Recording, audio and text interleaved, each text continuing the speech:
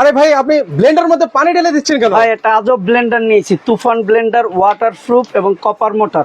ভাই নষ্ট হয়ে যাবে তো মনে হয়। এটা কোনো নষ্ট হবে না ভাই। এখানে দেখেন হলুদ রাখছি, পেঁয়াজ রাখছি, মাংস কিমা করার জন্য মুরগির মাংস রাখছি, আদা রসুন রাখছি, চালের গুঁড়ো রাখছি, জুস করে দেখাবো জুসটা, এবং অনেকে আপনি বরফ করতে পারেন, এটাতে বরফ করে দেখাবো। মানে এই যে এত কিছু দেখতে পাচ্ছি ভাই, সকল কিছু কি ভাই এই ব্লেন্ডারে হবে ভাই? হবে একই ব্লেন্ডারে 4টা জারের আনছি, স্টেনলেস স্টিলের আনছি 3টা জার, আর একটা হলো প্লাস্টিকের আনব্রেকেবল ফুড গ্রেড জগ।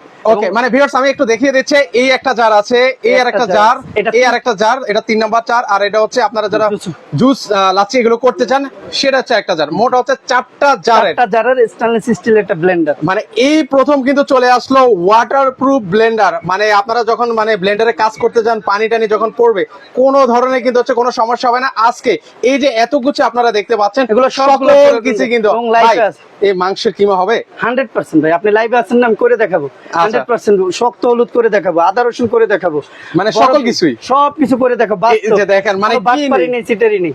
মানে দেখেন এখানে মানে লাইভের মধ্যে তো আসলে লুকোচুরি করার কোনো মানে কিছু নেই।